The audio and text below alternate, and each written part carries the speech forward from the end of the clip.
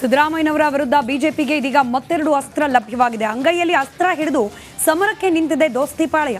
ಸಿದ್ದರಾಮಯ್ಯ ಹಾಗೆ ಸರ್ಕಾರದ ವಿರುದ್ಧ ಕಾನೂನಿನ ಅಸ್ತ್ರವನ್ನ ಪ್ರಯೋಗ ಮಾಡ್ತಾ ಇದೆ. ರಾಜ್ಯಪಾಲರನ್ನ ತೆಗಳಿದವರ ವಿರುದ್ಧ ಅಟ್ರಾಸಿಟಿ ಕೇಸ್ ಹಾಕಲಿಕ್ಕೆ ಮುಂದಾಗಲಾಗ್ತಿದೆ. ಕಾನೂನು ಸುವ್ಯವಸ್ಥೆ ಕಾಪಾಡುವಲ್ಲಿಯೂ ಕೂಡ ಸರ್ಕಾರ ಫೇಲ್ ಆಗಿದೆ ಅಂತ ಹೇಳಿ ಎರಡು ಅಸ್ತ್ರ. ಒಂದು, ರಾಜ್ಯಪಾಲರ ವಿರುದ್ಧವಾಗಿ ಅನ್ಪಾರ್ಲಿಮೆಂಟರಿ ಅನಿಸುವಂತಹ ಕೆಲ ಪದಗಳನ್ನು ಬಳಸಿ ಅವರಿಗೆ ಅಪಮಾನ ಆಗೋ ರೀತಿಯಲ್ಲಿ ವರ್ತಿಸಿದ್ದಾರೆ ಅನ್ನೋದು ಒಂದು. ಕಾನೂನು ಸುವ್ಯವಸ್ಥೆಗೆ ಧಕ್ಕೆ ತರೋ ರೀತಿಯಲ್ಲಿ ಬಾಂಗ್ಲಾದೇಶದಲ್ಲಾದಂತೆ ಆಗುತ್ತೆ ಅಂತ ಹೇಳಿದ್ದ ಹೇಳಿಕೆ ಐವಾನ್ ಡಿಸೂಜಾ ಅವರು. ಎರಡೂ ಅಸ್ತ್ರವನ್ನ ಇಟ್ಕೊಂಡು ಕಾನೂನು ಸಮರಕ್ಕೆ ಸಜ್ಜಾಗಿದೆ ದೋಸ್ತಿಪಾಳ್ಯ.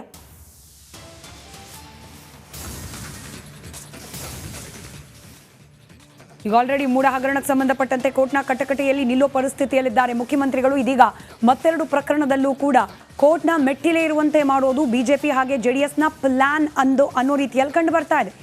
ಎರಡು ಕಾನೂನಿನ ಅಸ್ತ್ರವನ್ನ ಹಿಡಿದು ನಿಂತಿದ್ದಾರೆ ಬಿಜೆಪಿ ಹಾಗೆ ಜೆಡಿಎಸ್ನ ನಾಯಕರು. ಪ್ರಾಸಿಕ್ಯೂಷನ್ ವಿಚಾರದಲ್ಲಿ ರಾಜ್ಯಪಾಲರ ಬಗ್ಗೆ ಅವಹೇಳನಕಾರಿಯಾಗಿ ಮಾತನಾಡಿದ್ದಾರೆ. ಅದರ ಜೊತೆಗೆ ರಾಜಭವನಕ್ಕೆ ನುಗ್ಗಿ ದಾಂಧಲೆ ಮಾಡುವ ಬಗ್ಗೆ ಕೂಡ ಹೇಳಿಕೆ ನೀಡಿದ್ದಾರೆ. ಐವಾನ್ ಡಿಸೂಜಾ ಅವರ ಸ್ಟೇಟ್ಮೆಂಟ್, ಕಾರ್ಯಕರ್ತರ ಪ್ರೊಟೆಸ್ಟ್ ಇದೆಲ್ಲವೂ ಕೂಡ ಕಾನೂನು ಸುವ್ಯವಸ್ಥೆಗೆ ಧಕ್ಕೆ ತರೋ ರೀತಿಯಲ್ಲಿದೆ ಅಂತ ಹೇಳಿ ಕಾಂಗ್ರೆಸ್ಗೆ ತಿರುಗುಬಾಣ ಆಗೋ ರೀತಿಯಲ್ಲಿ ಕಾಂಗ್ರೆಸ್ನದ್ದೇ ವರ್ತನೆಯನ್ನ ಅಸ್ತ್ರವಾಗಿ ಬಳಕೆ ಮಾಡಿಕೊಳ್ಳೋ ಪ್ರಯತ್ನವನ್ನ ಇದೀಗ ದೋಸ್ತಿಪಾಳ್ಯ ಮಾಡ್ತಾ ಇದೆ. ರಾಜ್ಯಪಾಲರನ್ನ ತೆಗೆಳದಕ್ಕೆ ಮುಖ್ಯಮಂತ್ರಿಗಳು ಹಾಗೆ ಸಚಿವರ ವಿರುದ್ಧ ಅಟ್ರಾಸಿಟಿ ಕೇಸನ್ನ ದಾಖಲು ಮಾಡುವ ಸಿದ್ಧತೆಯನ್ನ ಮಾಡಿಕೊಳ್ತಾ ಇದೆ ಬಿಜೆಪಿ ಪಾಳ್ಯ. ಇನ್ನು ಇದರ ಜೊತೆಗೆ ಕಲ್ಲು ತೂರಾಟ ಪ್ರೊಟೆಸ್ಟ್ಗಳಿಂದ ಕಾನೂನು ಸುವ್ಯವಸ್ಥೆ ಹದಗೆಟ್ಟಿದೆ ಅಂತ ಹೇಳಿ ಈ ವಿಚಾರಕ್ಕೂ ಕೂಡ ಮುಖ್ಯಮಂತ್ರಿ ಹಾಗೆ ಸರ್ಕಾರದ ವಿರುದ್ಧ ದೂರು ನೀಡಲಿಕ್ಕೆ ಬಿಜೆಪಿ ಮಾಡ್ಕೊಳ್ತಿದೆ ಸಿದ್ಧತೆಯನ್ನ. ರಾಜ್ಯಪಾಲರನ್ನ ಭೇಟಿಯಾಗಿ ದೂರು ನೀಡೋಕೆ ಬಿಜೆಪಿ ಪಾಳ್ಯ ಸಿದ್ಧವಾಗಿ ನಿಂತಿದೆ. ಕಾದ್ ನೋಡೋಣ ಈ ಎರಡು ಕಂಪ್ಲೇಂಟ್ಗಳು ಯಾವ ಹಂತಕ್ಕೆ ಹೋಗುತ್ತೆ ಅನ್ನೋದನ್ನು.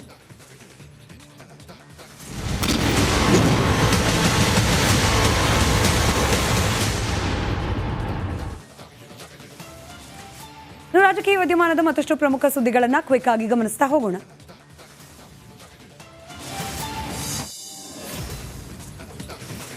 ರಾಜ್ಯಪಾಲರಿಗೆ ಕಾಂಗ್ರೆಸ್ ನಾಯಕರು ನಿಂದಿಸಿದ್ದಾರೆ ಅಂತ ಆರೋಪಿಸಿ ಬಿಜೆಪಿ ನಾಯಕರು ಉಪಾರಪೇಟೆ ಪೊಲೀಸರಿಗೆ ದೂರು ನೀಡಿದ್ರು. ಸಚಿವ ಜಮೀರ್ ಅಹಮದ್ ಖಾನ್, ಎಂಎಲ್ಸಿ ಐವಾನ್ ಡಿಸೂಜಾ, ಮುಖಂಡ ರಕ್ಷಿತ್ ಶಿವರಾಮ್ ವಿರುದ್ಧ ಶಾಸಕ ಸಿಮೆಂಟ್ ಮಂಜು, ಪ್ರತಾಪ್ ಸಿಂಹ ಟೀಮ್ ದೂರು ನೀಡಿದ್ರು. ಮತ್ತೊಮ್ಮೆ ಕಾಂಗ್ರೆಸ್ ನಾಯಕರು ಬಾಂಗ್ಲಾದೇಶದ ಹಿಂಸಾಚಾರ ಸಮರ್ಥಿಸಿ ಮಾತನಾಡಿದ್ದಾರೆ. ಪ್ರಧಾನಿ ಮೋದಿಗೂ ಕೂಡ ಬಾಂಗ್ಲಾದೇಶದ ಸ್ಥಿತಿ ಬರಲಿದೆ ಅಂತ ಕಾಂಗ್ರೆಸ್ ಮುಖಂಡ ರಕ್ಷಿತ್ ಶಿವರಾಮ್ ನಾಲಿಗೆ ಹರಿಬಿಟ್ಟಿದ್ದಾರೆ. ಬೆಳ್ತಂಗಡಿಯಲ್ಲಿ ರಾಷ್ಟ್ರೀಯ ಹೆದ್ದಾರಿ ಅವ್ಯವಸ್ಥೆ ವಿರುದ್ಧ ಪ್ರತಿಭಟನೆ ವೇಳೆ ಪ್ರಧಾನಿ ಮೋದಿಗೆ ಬಾಂಗ್ಲಾದೇಶ ಮಾದರಿ ಗಲಭೆಯ ಎಚ್ಚರಿಕೆಯನ್ನ ನೀಡಿದ್ದಾರೆ. ಸಿದ್ದರಾಮಯ್ಯ ವಿರುದ್ಧ ಪ್ರಾಸಿಕ್ಯೂಷನ್ಗೆ ಅನುಮತಿ ನೀಡಿದ ಹಿನ್ನೆಲೆ ಮೈಸೂರಿನಲ್ಲಿ ಅಭಿಮಾನಿಗಳು ಪ್ರತಿಭಟನೆ ನಡೆಸಿದ್ರು.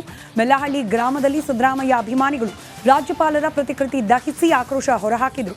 ಕೇಂದ್ರ ರಾಜ್ಯಪಾಲರ ವಿರುದ್ಧ ಘೋಷಣೆ ಕೂಗಿದ್ರು. ಚನ್ನಪಟ್ಟಣ ತಾಲೂಕಿನ ಕೆರೆಗಳಿಗೆ ನೀರು ತುಂಬಿಸದ ಹಿನ್ನೆಲೆಯಲ್ಲಿ ಕಾವೇರಿ ನೀರಾವರಿ ನಿಗಮ ಅಧಿಕಾರಿಗಳ ವಿರುದ್ಧ ಪ್ರತಿಭಟನೆ ನಡೆಸಲಾಯಿತು. ತಾಲೂಕು ಕಚೇರಿ ಮುಂಭಾಗ ಕಸ್ತೂರಿ ಕರ್ನಾಟಕ ಜನಪರ ವೇದಿಕೆ ಕಾರ್ಯಕರ್ತರು ಪ್ರತಿಭಟನೆಯನ್ನು ನಡೆಸಿದ್ರು. ಶಿಂಷಾ ಹಾಗೂ ಕಣ್ವಾ ಕುಡಿಯುವ ನೀರು ಯೋಜನೆಯಡಿ ಕೆರೆಗಳಿಗೆ ನೀರು ತುಂಬಿಸುವಂತೆ ಆಗ್ರಹಿಸಿದ್ರು. 2 ತಿಂಗಳಿಂದ ಕಡತ ವಿಲೇವಾರಿ ಮಾಡೋದಕ್ಕೆ ಶಾಸಕ ಅಶೋಕ್ ರೈ ಕಿಡಿಕಾರಿದ್ರು. ಮಂಗಳೂರು ನಗರಾಭಿವೃದ್ಧಿ ಪ್ರಾಧಿಕಾರದ ಕಚೇರಿಯಲ್ಲಿ ಅಧಿಕಾರಿಗಳನ್ನ ಹಿಗ್ಗಾಮುಗ್ಗಾ ತರಾಟೆಗೆ ತೆಗೆದುಕೊಂಡು ಶಾಸಕರಿಗೆ ಸಂಬಂಧಿಸಿದ ಕಡತ ವಿಲೇವಾರಿ ಮಾಡೋಕೆ ಸತಾಯಿಸಿದ್ದಕ್ಕೆ ಕಮಿಷನರ್ ಎದುರಲ್ಲೇ ಸಂಬಂಧಿಸಿದ ಅಧಿಕಾರಿಗೆ ಕ್ಲಾಸ್ ತೆಗೆದುಕೊಂಡಿದ್ದಾರೆ. ಸಿದ್ದರಾಮಯ್ಯನವರ ವಿರುದ್ಧ ಬಿಜೆಪಿಗೆ ಇದೀಗ ಮತ್ತೆರಡು ಅಸ್ತ್ರ ಲಭ್ಯವಾಗಿದೆ. ಅಂಗೈಯಲ್ಲಿ ಅಸ್ತ್ರ ಹಿಡಿದು ಸಮರಕ್ಕೆ ನಿಂತಿದೆ ದೋಸ್ತಿಪಾಳ್ಯ. ಸಿದ್ದರಾಮಯ್ಯ ಹಾಗೆ ಸರ್ಕಾರದ ವಿರುದ್ಧ ಕಾನೂನಿನ ಅಸ್ತ್ರವನ್ನ ಪ್ರಯೋಗ ಮಾಡ್ತಾ ಇದೆ. ರಾಜ್ಯಪಾಲರನ್ನ ತೆಗಳಿದವರ ವಿರುದ್ಧ ಅಟ್ರಾಸಿಟಿ ಕೇಸ್ ಹಾಕಲಿಕ್ಕೆ ಮುಂದಾಗಲಾಗ್ತಿದೆ.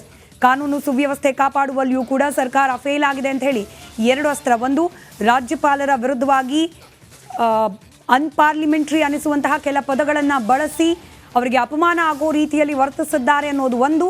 ಕಾನೂನು ಸುವ್ಯವಸ್ಥೆಗೆ ಧಕ್ಕೆ ತರೋ ರೀತಿಯಲ್ಲಿ ಬಾಂಗ್ಲಾದೇಶದಲ್ಲಾದಂತೆ ಆಗುತ್ತೆ ಅಂತ ಹೇಳಿದ್ದ ಹೇಳಿಕೆ ಐವಾನ್ ಡಿಸೂಜಾ ಅವರು. ಎರಡೂ ಅಸ್ತ್ರವನ್ನ ಇಟ್ಕೊಂಡು ಕಾನೂನು ಸಮರಕ್ಕೆ ಸಜ್ಜಾಗಿದೆ ದೋಸ್ತಿಪಾಳ್ಯ.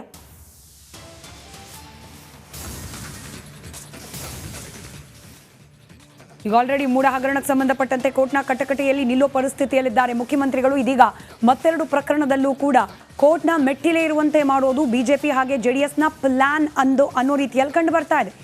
ಎರಡು ಕಾನೂನಿನ ಅಸ್ತ್ರವನ್ನ ಹಿಡಿದು ನಿಂತಿದ್ದಾರೆ ಬಿಜೆಪಿ ಹಾಗೆ ಜೆಡಿಎಸ್ನ ನಾಯಕರು. ಪ್ರಾಸಿಕ್ಯೂಷನ್ ವಿಚಾರದಲ್ಲಿ ರಾಜ್ಯಪಾಲರ ಬಗ್ಗೆ ಅವಹೇಳನಕಾರಿಯಾಗಿ ಮಾತನಾಡಿದ್ದಾರೆ. ಅದರ ಜೊತೆಗೆ ರಾಜಭವನಕ್ಕೆ ನುಗ್ಗಿ ದಾಂಧಲೆ ಮಾಡುವ ಬಗ್ಗೆ ಕೂಡ ಹೇಳಿಕೆ ನೀಡಿದ್ದಾರೆ. ಐವಾನ್ ಡಿಸೂಜಾ ಅವರ ಸ್ಟೇಟ್ಮೆಂಟ್, ಕಾರ್ಯಕರ್ತರ ಪ್ರೊಟೆಸ್ಟ್ ಇದೆಲ್ಲವೂ ಕೂಡ ಕಾನೂನು ಸುವ್ಯವಸ್ಥೆಗೆ ಧಕ್ಕೆ ತರೋ ರೀತಿಯಲ್ಲಿದೆ ಅಂತ ಹೇಳಿ ಕಾಂಗ್ರೆಸ್ಗೆ ತಿರುಗುಬಾಣ ಆಗೋ ರೀತಿಯಲ್ಲಿ ಕಾಂಗ್ರೆಸ್ನದ್ದೇ ವರ್ತನೆಯನ್ನ ಅಸ್ತ್ರವಾಗಿ ಬಳಕೆ ಮಾಡಿಕೊಳ್ಳೋ ಪ್ರಯತ್ನವನ್ನ ಇದೀಗ ದೋಸ್ತಿಪಾಳ್ಯ ಮಾಡ್ತಾ ಇದೆ. ರಾಜ್ಯಪಾಲರನ್ನ ತೆಗೆಳದಕ್ಕೆ ಮುಖ್ಯಮಂತ್ರಿಗಳು ಹಾಗೆ ಸಚಿವರ ವಿರುದ್ಧ ಅಟ್ರಾಸಿಟಿ ಕೇಸನ್ನ ದಾಖಲು ಮಾಡುವ ಸಿದ್ಧತೆಯನ್ನ ಮಾಡಿಕೊಳ್ತಾ ಇದೆ ಬಿಜೆಪಿ ಪಾಳ್ಯ. ಇನ್ನು ಇದರ ಜೊತೆಗೆ ಕಲ್ಲು ತೂರಾಟ ಪ್ರೊಟೆಸ್ಟ್ಗಳಿಂದ ಕಾನೂನು ಸುವ್ಯವಸ್ಥೆ ಹದಗೆಟ್ಟಿದೆ ಅಂತ ಹೇಳಿ ಈ ವಿಚಾರಕ್ಕೂ ಕೂಡ ಮುಖ್ಯಮಂತ್ರಿ ಹಾಗೆ ಸರ್ಕಾರದ ವಿರುದ್ಧ ದೂರು ನೀಡಲಿಕ್ಕೆ ಬಿಜೆಪಿ ಸಿದ್ಧತೆಯನ್ನ ರಾಜ್ಯಪಾಲರನ್ನ ಭೇಟಿಯಾಗಿ ದೂರು ನೀಡೋಕೆ ಬಿಜೆಪಿ ಪಾಳ್ಯ ಸಿದ್ಧವಾಗಿ ನಿಂತಿದೆ. ಕಾದ್ ನೋಡೋಣ ಈ ಎರಡು ಕಂಪ್ಲೇಂಟ್ಗಳು ಯಾವ ಹಂತಕ್ಕೆ ಹೋಗುತ್ತೆ ಅನ್ನೋದನ್ನು.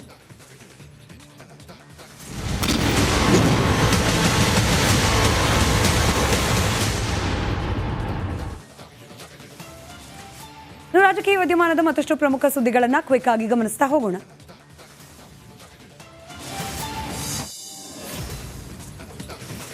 ರಾಜ್ಯಪಾಲರಿಗೆ ಕಾಂಗ್ರೆಸ್ ನಾಯಕರು ನಿಂದಿಸಿದ್ದಾರೆ ಅಂತ ಆರೋಪಿಸಿ ಬಿಜೆಪಿ ನಾಯಕರು ಉಪಾರಪೇಟೆ ಪೊಲೀಸರಿಗೆ ದೂರು ನೀಡಿದ್ರು. ಸಚಿವ ಜಮೀರ್ ಅಹಮದ್ ಖಾನ್, ಎಂಎಲ್ಸಿ ಐವಾನ್ ಡಿಸೂಜಾ, ಮುಖಂಡ ರಕ್ಷಿತ್ ಶಿವರಾಮ್ ವಿರುದ್ಧ ಶಾಸಕ ಸಿಮೆನ್ ಮಂಜು, ಪ್ರತಾಪ್ ಸಿಂಹ ಟೀಮ್ ದೂರು ನೀಡಿದ್ರು. ಮತ್ತೊಮ್ಮೆ ಕಾಂಗ್ರೆಸ್ ನಾಯಕರು ಬಾಂಗ್ಲಾದೇಶದ ಹಿಂಸಾಚಾರ ಸಮರ್ಥಿಸಿ ಮಾತನಾಡಿದ್ದಾರೆ. ಪ್ರಧಾನಿ ಮೋದಿಗೂ ಕೂಡ ಬಾಂಗ್ಲಾದೇಶದ ಸ್ಥಿತಿ ಬರಲಿದೆ ಅಂತ ಕಾಂಗ್ರೆಸ್ ಮುಖಂಡ ರಕ್ಷಿತ್ ಶಿವರಾಮ್ ನಾಲಿಗೆ ಹರಿಬಿಟ್ಟಿದ್ದಾರೆ. ಬೆಳ್ತಂಗಡಿಯಲ್ಲಿ ರಾಷ್ಟ್ರೀಯ ಹೆದ್ದಾರಿ ಅವ್ಯವಸ್ಥೆ ವಿರುದ್ಧ ಪ್ರತಿಭಟನೆ ವೇಳೆ ಪ್ರಧಾನಿ ಮೋದಿಗೆ ಬಾಂಗ್ಲಾದೇಶ ಮಾದರಿ ಗಲಭೆಯ ಎಚ್ಚರಿಕೆಯನ್ನ ನೀಡಿದ್ದಾರೆ. ಸಿದ್ದರಾಮಯ್ಯ ವಿರುದ್ಧ ಪ್ರಾಸಿಕ್ಯೂಷನ್ಗೆ ಅನುಮತಿ ನೀಡಿದ ಹಿನ್ನೆಲೆ ಮೈಸೂರಿನಲ್ಲಿ ಅಭಿಮಾನಿಗಳು ಪ್ರತಿಭಟನೆ ನಡೆಸಿದ್ರು. ಮೆಲ್ಲಹಳ್ಳಿ ಗ್ರಾಮದಲ್ಲಿ ಸಿದ್ದರಾಮಯ್ಯ ಅಭಿಮಾನಿಗಳು ರಾಜ್ಯಪಾಲರ ಪ್ರತಿಕೃತಿ ದಹಿಸಿ ಆಕ್ರೋಶ ಹೊರಹಾಕಿದ್ರು. ಕೇಂದ್ರ ರಾಜ್ಯಪಾಲರ ವಿರುದ್ಧ ಘೋಷಣೆ ಕೂಗಿದ್ರು. ಚನ್ನಪಟ್ಟಣ ತಾಲೂಕಿನ ಕೆರೆಗಳಿಗೆ ನೀರು ತುಂಬಿಸದ ಹಿನ್ನೆಲೆಯಲ್ಲಿ ಕಾವೇರಿ ನೀರಾವರಿ ನಿಗಮ ಅಧಿಕಾರಿಗಳ ವಿರುದ್ಧ ಪ್ರತಿಭಟನೆ ನಡೆಸಲಾಯಿತು. ತಾಲೂಕು ಕಚೇರಿ ಮುಂಭಾಗ ಕಸ್ತೂರಿ ಕರ್ನಾಟಕ ಜನಪರ ವೇದಿಕೆ ಕಾರ್ಯಕರ್ತರು ಪ್ರತಿಭಟನೆಯನ್ನು ನಡೆಸಿದ್ರು. ಶಿಂಷಾ ಹಾಗೂ ಕಣ್ವಾ ಕುಡಿಯುವ ನೀರು ಯೋಜನೆಯಡಿ ಕೆರೆಗಳಿಗೆ ನೀರು ತುಂಬಿಸುವಂತೆ ಆಗ್ರಹಿಸಿದ್ರು. 2 ತಿಂಗಳಿಂದ ಕಡತ ವಿಲೇವಾರಿ ಮಾಡೋದಕ್ಕೆ ಶಾಸಕ ಅಶೋಕ್ ರೈ ಕಿಡಿಕಾರಿದ್ರು. ಮಂಗಳೂರು ನಗರಾಭಿವೃದ್ಧಿ ಪ್ರಾಧಿಕಾರದ ಕಚೇರಿಯಲ್ಲಿ ಅಧಿಕಾರಿಗಳನ್ನ ಹಿಗ್ಗಾಮುಗ್ಗಾ ತರಾಟೆಗೆ ತೆಗೆದುಕೊಂಡು ಶಾಸಕರಿಗೆ ಸಂಬಂಧಿಸಿದ ಕಡತ ವಿಲೇವಾರಿ ಮಾಡೋಕೆ ಸತಾಯಿಸಿದ್ದಕ್ಕೆ ಕಮಿಷನರ್ ಎದುರಲ್ಲೇ ಸಂಬಂಧಿಸಿದ ಅಧಿಕಾರಿಗೆ ಕ್ಲಾಸ್ ತೆಗೆದುಕೊಂಡಿದ್ದಾರೆ.